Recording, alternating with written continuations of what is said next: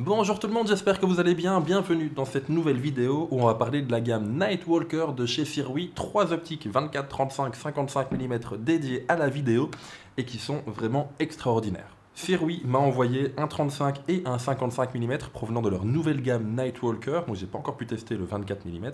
Ce sont 3 optiques d'une gamme Nightwalker qui ouvre à T1.2, donc c'est très grande ouverture, et qui sont dédiés aux capteurs APS-C Super 35 et micro 4 tiers. Donc on a 4 montures, la gamme micro 4 tiers, la monture E de chez Sony, attention en APS-C, la monture RF de chez Canon, toujours en APS-C Super 35, donc pourquoi pas pour la C70, et la gamme X, la monture X de chez Fuji, c'est évidemment celle que j'ai testée avec le XH2S. On a 3 optiques qui sont pas chères et qui sont excellentes. Alors au niveau fiche technique, on va rapidement passer ça en revue, comme ça c'est fait. Vous savez très bien que je ne suis pas un technicien.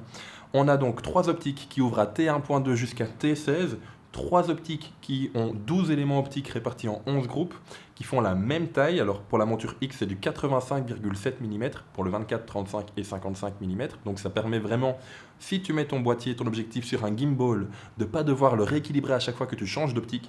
Elles ont plus ou moins le même poids. 505 grammes pour la plus légère, 570 pour la plus lourde. Donc de nouveau, au niveau rééquilibrage de gimbal, on est sur la même chose.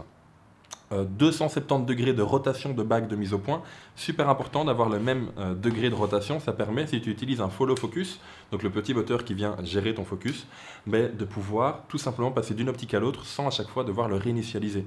Parce que ce sont les mêmes optiques, même taille, même endroit, enfin les bagues crantées sont aux mêmes endroits et elles fonctionnent de la même manière. 67 mm de filtre et la zone minimale de mise au point est respectivement de 30, 40 et 60 cm pour le 24, 35 et 55 mm. Ce sont 3 optiques qui sont juste dingues. Alors le 24, j'ai seulement pu voir des tests en ligne, mais je les crois parce que quand je vois le 35 et le 55 qui sont ici à ma disposition, j'imagine bien que le 24 est pareil.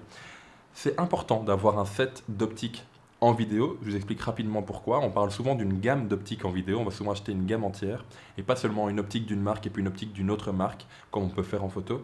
Parce que en vidéo, c'est important d'avoir le même rendu du début à la fin. Que tu cadres large ou que tu cadres serré, c'est important d'avoir les mêmes couleurs, la même netteté, le même vignettage, les mêmes défauts quand il y en a, donc les mêmes aberrations chromatiques par exemple ou les mêmes déformations, d'avoir le même rendu du flair, d'avoir le même rendu, je le dis, de piqué, le même rendu de peau. C'est important que la longueur focale n'influe pas sur cette qualité d'image. Et donc ici, entre le 24, 35 et 55 mm, on a déjà une gamme qui est assez étoffée. Attention que c'est en Super 35, donc le 35 vaut un 50, le 55 vaut un 70, etc.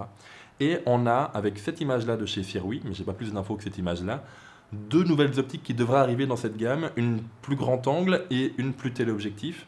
Et si je peux passer ma petite demande à Sirui, je voudrais bien un 18 mm en T1.2. C'est une focale que j'aime beaucoup. Donc voilà, merci.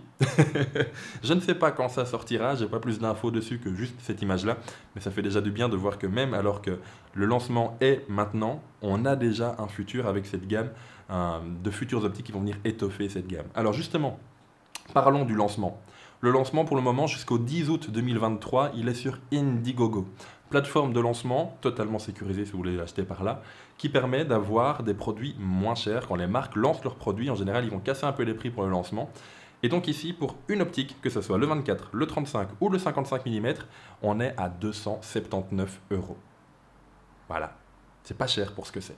C'est vrai, c'est beaucoup d'argent, on est bien d'accord, mais c'est pas cher pour ce que c'est. Alors, les optiques sont dispo en 2 couleurs, le noir comme ici, ou le gris, qui est un gris anthracite qui est plutôt beau. Si j'avais su, je l'aurais pris, mais soit. Et le gris, lui, est un peu plus cher, il n'est pas à 279, il est à 315 €. Donc de nouveau, pour le 24, le 35 ou le 55 mm, c'est le même prix. Si tu prends les 3 en pack, le pack noir est à 812 € et le pack gris est à 894 €.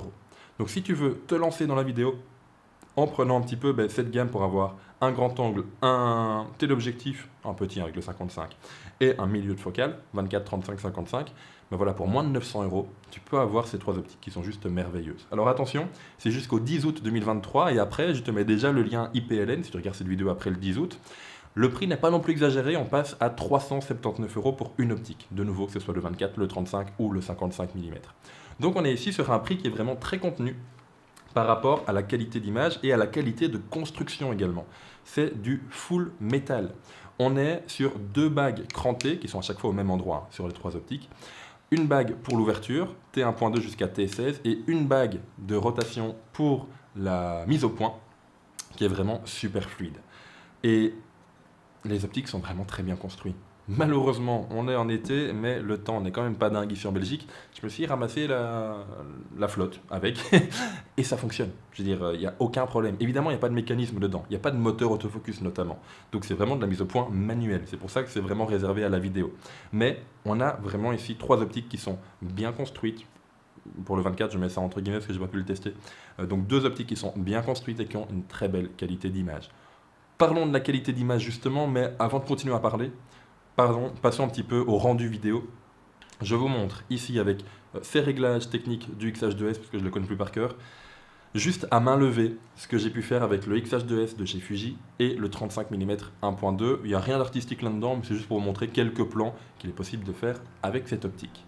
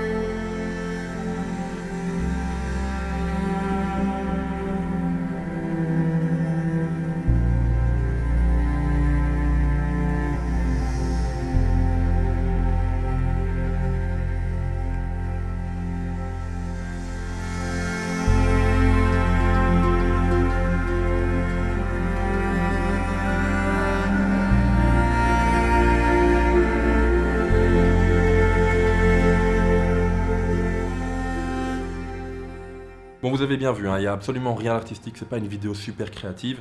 J'ai fait ça un petit peu rapidement lors d'une randonnée et j'ai fait quelques plans également ce matin avec le 55 mm 1.2.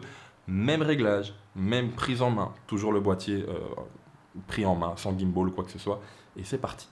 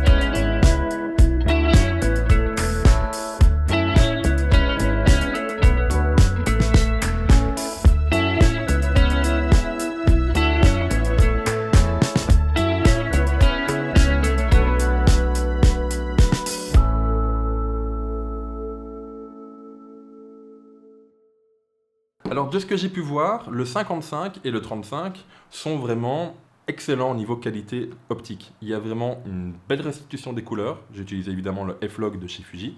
Il n'y a pas de déformation, en même temps c'est normal vu les longueurs focales, il faudrait voir avec le 24.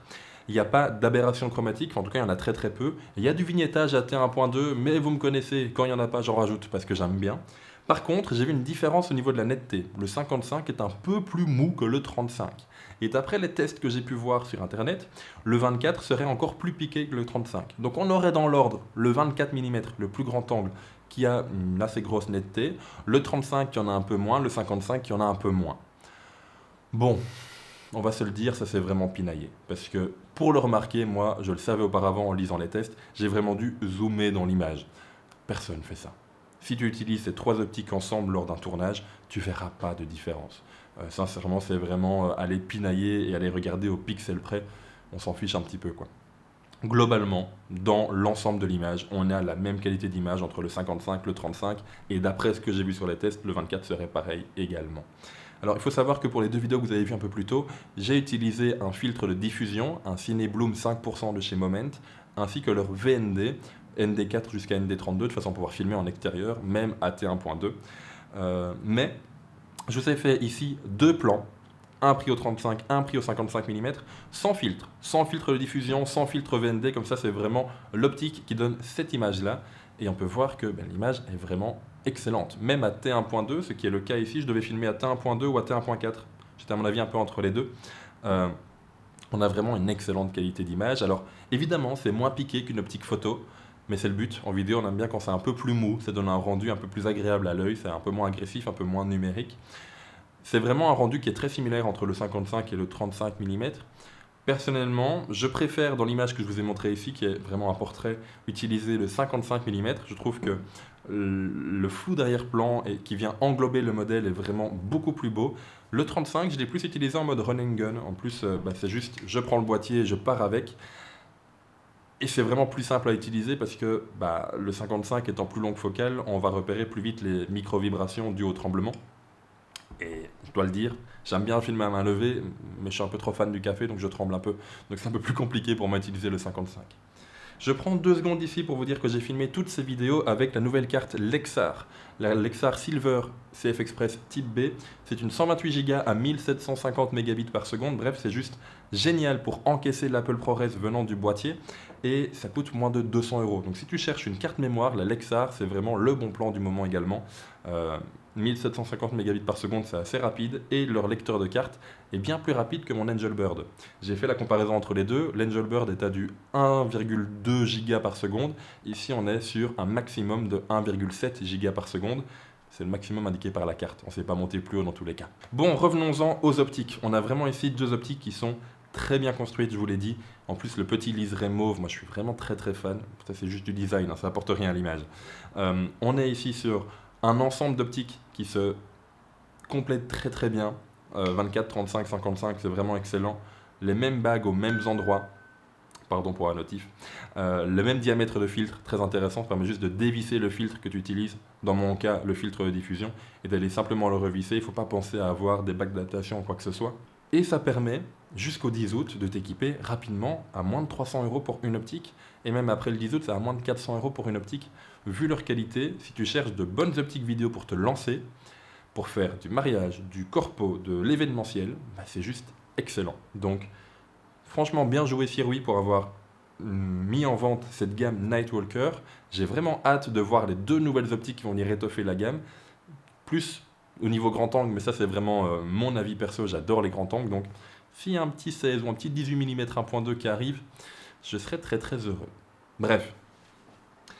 Dites-moi ce que vous pensez de ces optiques vidéo, dites-moi un petit peu vos besoins également au niveau de la vidéo. J'en ai parlé un peu sur Instagram, vous étiez très nombreux à vouloir des informations sur cette gamme d'optiques, donc si vous avez des questions, n'hésitez pas à m'en poser dans les commentaires de cette vidéo.